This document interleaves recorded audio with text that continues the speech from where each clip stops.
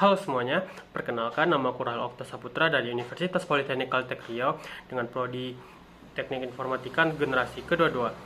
Kali ini aku akan membuat sebuah tugas video public speaking pada mata kuliah Enabling Skill, dan aku ingin mengajak kalian semua untuk membahas sesuatu yang sering kita alami dalam kehidupan sehari-hari, tetapi jarang kita sadari dampaknya secara mendalam untuk diri kita sendiri. Apa itu? Yaitu tekanan teman sebaya atau juga disebut dengan peer pressure.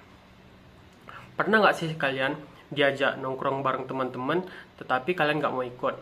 Cuma karena alasan dibilang nggak gaul, kalian terpaksa untuk datang. Dan juga misalnya kalian ingin masuk ke perguruan tinggi atau ingin berkuliah, kalian ingin masuk ke jurusan tertentu atau bidang tertentu, tapi karena ajakan teman kalian atau mayoritas orang yang ingin, teman-teman kalian ingin ke suatu jurusan, kalian tidak jadi ingin mengambil jurusan yang kalian inginkan. Nah, itu adalah salah satu contoh negatifnya dari peer pressure.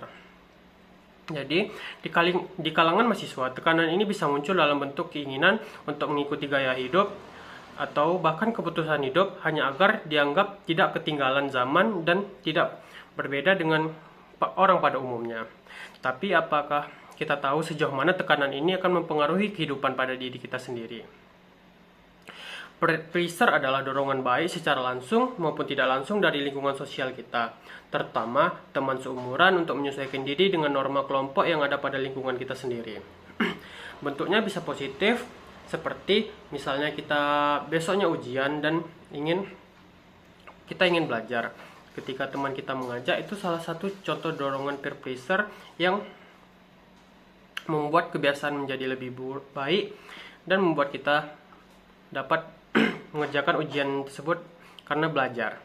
Sedangkan jika contoh negatifnya adalah misalnya kalau besoknya ujian teman-teman kita pada ngajak nongki atau ngajak main game, itu salah satu contoh peer pressure negatif jika kita tidak bisa menolaknya.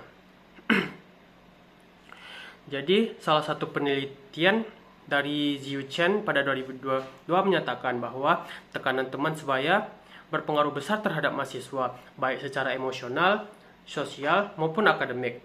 Menariknya, mereka juga menunjukkan bahwa efek tekanan sangat dipengaruhi oleh jenis kelamin, latar belakang keluarga, dan tahun akademik. Misalnya, mahasiswa tahun pertama cenderung lebih mudah terdorong oleh tekanan karena sedang dalam fase mencari identitas pada dirinya sendiri. Penelitian ini juga menyarankan agar mahasiswa diberi dukungan sosial, pendidikan, karakter, dan pembinaan lingkungan kampus yang sehat agar tekanan negatif tidak menghambat pada perkembangan diri mereka. Menurut Profesor Basti Levy-Pella, ahli psikologi sosial dari Princeton University, lingkungan sosial bisa diubah dengan melatih mahasiswa sebagai peer leaders, teman sebaya yang mampu membantu norma positif di sekelilingnya. Dengan pendekatan ini, tekanan ini bisa diubah menjadi dorongan membangun, jadi bukan menjauh dari teman, tapi memilih teman dan lingkungan yang mendukung pertumbuhan pada diri kita sendiri. Tekanan teman sebaya yang negatif bisa menurunkan kepercayaan diri kita, membuat kita kehilangan arah hidup, bahkan menjauhkan kita dari tujuan pribadi. Tapi ada banyak hal yang bisa kita lakukan, yaitu kenali nilai dan tujuan diri sendiri, apa yang kita inginkan, apa yang mau kita yakini benar. Berani berkata tidak, menolak bukan berarti antisosial, tapi bentuk keberanian menjaga arah hidup kita. Cari lingkungan yang sehat, bergabung dengan komunitas yang mampu mendorongmu untuk meningkatkan skill. Teman sebaya memang bisa memberi pengaruh besar, tetapi di tangan kita sendiri, tekanan itu bisa diubah menjadi kekuatan untuk tumbuh. Jadi, jangan takut untuk berbeda, karena seringkali jalan yang kamu pilih sendiri adalah jalan yang akan membawamu menjadi versi terbaik pada dirimu sendiri. Baiklah, begitu kurang lebih untuk video ini. Bila ada kesalahan, mohon dimaafkan. Menurut saya, membuat video public speaking, saya menyadari bahwa berbicara di kamera bukan hanya soal menyampaikan isi, tetapi juga bagaimana membuat pesan yang saya sampaikan merasa dekat dan bermakna bagi pendengar. Saya berusaha menggunakan contoh relevan dan memberi materi dengan intonasi yang jelas serta bahasa yang mudah dipahami. Terima kasih telah menonton. Dadah.